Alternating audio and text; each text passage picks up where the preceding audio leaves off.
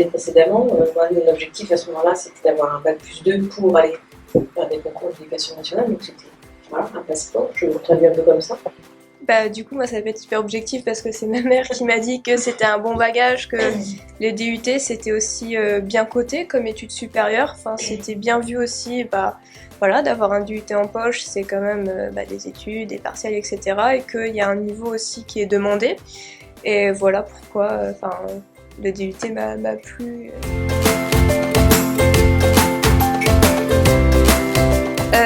Moi, après le DUT, j'ai lancé mon entreprise en septembre 2017. Donc j'ai eu un premier projet qui était un comparateur de prix de sneakers. Et en fait, pendant ma deuxième année à l'IUT, j'avais le statut étudiant-entrepreneur qui m'a permis du coup de faire la substitution de stage, etc. pour mon projet. Et puis ça a découlé sur la création d'une entreprise. Et puis voilà, l'année dernière, c'était la création d'une agence de com où j'ai pu intervenir pour l'IUT notamment. Et maintenant, on est sur un nouveau projet d'une marketplace pour des jeunes créateurs et voilà. Donc, je suis directrice d'un centre médico-psychopédagogique qui s'adresse à des enfants et jeunes adultes et jeunes adolescents de 0 à 20 ans. Et j'ai une équipe de 25 salariés.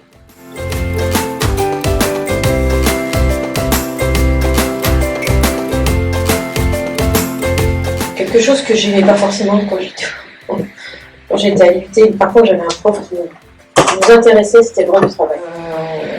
Tout ce qui est communication aussi, je pense que ça m'a bien servi. Expression, technique d'expression, technique de vente. En fait, il y a droit du travail, j'avais trouvé intéressant. Pareil, le e-marketing, ça m'a beaucoup aidé, la communication, la vente, négociation, même tout ce qui... Le phoning aussi, on a eu une opération phoning en TC. Tout ce qui était créa. Ouais, créa. Je te laisse réfléchir.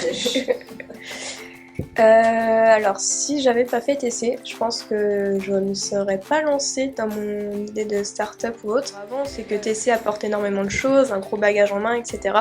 Mais ça m'a apporté beaucoup de connaissances, mais de maturité aussi, de confiance.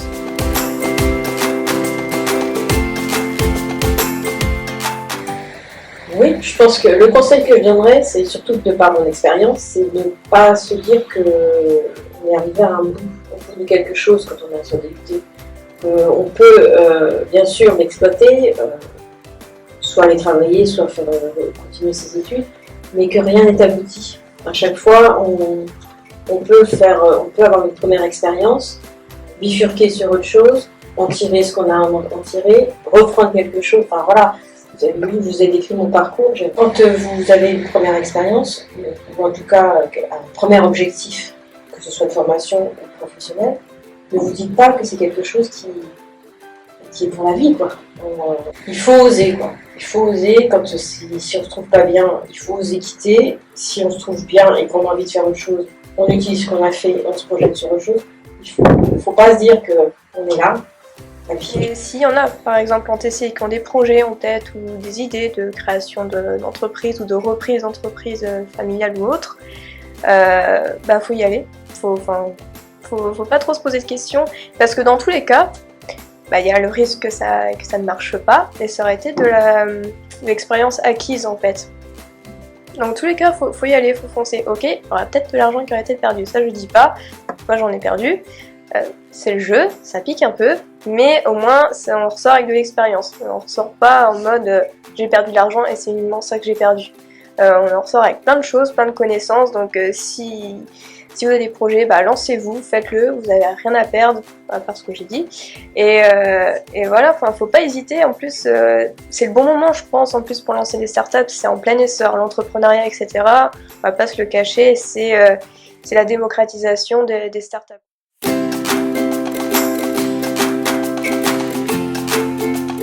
Mais voilà, anecdote, je pense ça va être le ski, les soirées le soir à l'UCPA et le lendemain sur les pistes, faut assumer. Comme ça, c'est festif, c'est sympa, on passe un très bon moment, la partie la plus longue c'est le quart forcément. Autre anecdote, les soirées je pense, soirées d'intégration ou autres, qui sont sur le parking de Géant. Un bon souvenir, c'est un projet qu'on avait mené en première année, qui était un concours avec concours, je sais plus trop. Enfin, en tout cas, c'était en lien avec l'entreprise Larzul. Et on avait fait participer alors, ceux qui voulaient de l'IUT. Il me semble que c'était aussi notre filière, la filière GEA. Les étudiants, il y avait plusieurs groupes d'étudiants qui participaient à ce concours, dont des étudiants des Beaux-Arts. Parce qu'en fait, c'était une petite campagne de pub qu'il fallait monter pour l'entreprise Larzul. Donc c'était un concours sur une journée qui avait lieu ici. Il y avait des étudiants TC, GEA, Beaux-Arts. Et en fait, on les avait tous mélangés. Il y avait 4 ou 5 groupes comme ça. Et puis ça s'était terminé au château de Pérénès.